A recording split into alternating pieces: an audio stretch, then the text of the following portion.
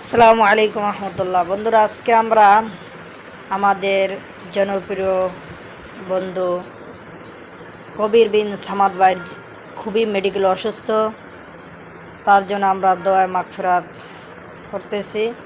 আল্লাহ তাআলা যেন আমাদের বড় ভাইকে আবারও সকলের সামনে সুন্দর সুন্দর ভিডিও নিয়ে হাজির হওয়ার তৌফিক দান করে। সকলে তার জন্য দোয়া করবেন এবং তার জীবনী শুনি আমরা কিভাবে সে এত বড় হয়েছে।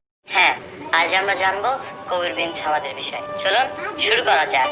এই কবির বিন সামাদ আজ থেকে ঠিক 2 বছর আগে ঠিক কিছু শ্রমিকের মতোই একজন শ্রমিক ছিল, কিন্তু কিভাবে এই কবির বিন সামাদ এত বড় হলো? আসলে এই কবির বিন সামাদ 1987 সালে জন্মগ্রহণ করে। তিনি পাল্লা দাখিল মাদ্রাসা থেকে এসএসসি পাশ করেন এবং গঙ্গানন্দপুর ডিগ্রি কলেজ থেকে এইচএসসি পাশ করেন। আপনারা জানলে অবাক হবেন, এই কবির বিন সামাদ জীবনে অনেক পরিশ্রম করেছে, তারপরেই আল্লাহ মহান রব্বুল আলামিন তার দিকে তাকিয়েছেন। চলুন আপনাদেরকে একটু ভেঙে বলি। কবির বিন সামাদ যখন অনেক ছোট তখন তার বাবা মারা যায়। তারপর থেকে তার পরিবারের ভার তাকেই নিতে হয়। আপনারা জানলে অবাক হবেন, কবির বিন সামাদ খাবারের রেস্টুরেন্টে পর্যন্ত কাজ করেছে শুধুমাত্র কিছু অর্থের জন্য। তাদের দিনকাল খুব কষ্টের সাথে যেতে থাকে। তারপরে কবির বিন সামাদ প্রবাসে যাওয়ার পরে তাদের অবস্থা ভালো হতে থাকে।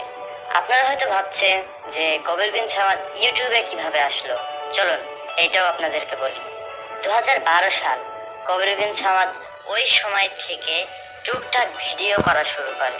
তার ফেসবুক অ্যাকাউন্টে ওই ভিডিওগুলো আপলোড করত, কিন্তু সে জানতো না যে ইউটিউব থেকে টাকা ইনকাম করা সম্ভব।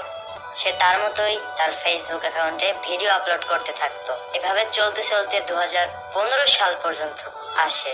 তখন সে জানতে পারে ইউটিউব থেকে টাকা ইনকাম করা সম্ভব, কিন্তু সে ইউটিউবের প্রতি ততটা মনোযোগী হয় না। সে ইউটিউবে অ্যাকাউন্টও সে সময় ক্রিয়েট করে না। সে আগের মতোই ফেসবুকে নিয়মিত ভিডিও আপলোড করতে থাকে। তো হঠাৎ সে 2015 সালে ইউটিউব চ্যানেল ক্রিয়েট করে। সেই ইউটিউব চ্যানেলে আজও 3000 সাবস্ক্রাইবার্স। তাতে কবির বিন সামাদ কয়েকটা ভিডিও আপলোড করে, কিন্তু সেই ওই চ্যানেলে সে বেশি রেসপন্স দেয় না। তার এইভাবেই দিন চলতে থাকে। অবশেষে কবির বিন সামাদ ভাইয়ের ক্রিয়েট করা নতুন একটি অ্যাকাউন্ট ছিল। ওই অ্যাকাউন্টের নাম ছিল কবির বিন সামাদ। সেই অ্যাকাউন্টটা থেকে নতুন একটি চ্যানেল ক্রিয়েট করে, যেই চ্যানেলের নাম দেয় যশোর টিভি প্রেস। এই নামের এই যশোর টিভি প্রেস চ্যানেলটি মোটামুটি ভালোই ভিউ হতে থাকে এবং মানুষ খুবই পছন্দ করতে থাকে। কিন্তু কোনো না কোনো কারণে যশোর টিভি প্রেস নাম চেঞ্জ করে কবির বিন সামাদ ভাই ঠিকানা টিভি নাম দিয়ে দেয় এই চ্যানেলটিতে।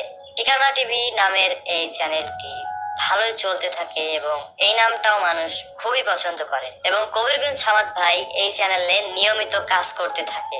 1 বছরের মধ্যে ঠিকানা টিভিতে সাবস্ক্রাইব হয় 1 লক্ষ, যা কিনা 1 লাখ সাবস্ক্রাইবার উপার্জন করা একজন নতুন ইউটিউবারের জন্য খুবই কষ্টকর। 1 বছরের মধ্যে ঠিকানা টিভিতে এইভাবে ভিডিও চলতে থাকে। আর ঠিকানা টিভিতে একটা সিরিজ ছিল, ফোন কলের সিরিজ। এই ফোন কল সিরিজের ভিতর থেকে একটা ফোন কল খুবই ভাইরাল হয়, যার কারণে কবির বিন সামাদ ভাইকে দেশের অনেক অনেক মানুষই চিনে ফেলে এবং কবির বিন সামাদ ভাই এই ইউটিউব চ্যানেলে ভালোই সময় দিতে থাকে।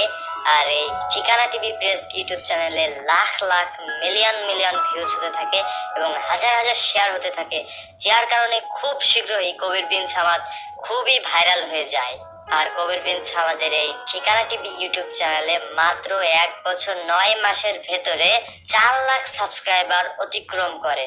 কবির বিন সামাদ ভাই আজ বাংলার মানুষের কাছে রতন, কারণ তিনি যেসব বিষয়ে কথা বলেন সেই সব বিষয়ে কথা বলতে গেলে অনেক অনেক সাহসের প্রয়োজন হবে। এবং কবির বিন সামাদ ভাই যেসব শিক্ষণীয় বিষয়গুলো তুলে ধরতে লাগলেন, এতে বাংলার মানুষ অনেক অনেক খুশি হয় এবং কবির বিন সামাদ ভাইয়ের নাম বাংলার মুখে মুখে চলে যায়। আজ তার সাহসিকতার পরিচয় শুধুমাত্র বাংলাদেশে নাই, ইন্ডিয়ায়ও তার সাহসিকতার পরিচয় আছে। আজ কবির বিন সামাদ ভাইয়ের লাখ লাখ ফ্যান। হ্যাঁ সুপ্রিয় দর্শক, আজ আমরা যেটা বুঝতে পারলাম, পরিশ্রম করে যে সফলতা উপার্জন করতে পারে সে। তো চলুন আমরা কবির বিন সামাদ ভাইয়ের জন্য দোয়া করব। এবং কবির বিন সামাদ ভাই কিছুদিন যাবত অসুস্থ, তিনি ঢাকায় হসপিটালে ভর্তি আছেন। আমরা সকলে তার জন্য দোয়া করব যেন তিনি খুব শীঘ্রই সুস্থ হয়ে ওঠেন। তো সাবস্ক্রাইব করবেন আমাদের ইউটিউব চ্যানেলটিকে, আর অবশ্যই অবশ্যই জানাবেন ভিডিওটা আপনাদের কেমন লাগলো। ধন্যবাদ, আসসালামু আলাইকুম। ফোন করবো, ওই যে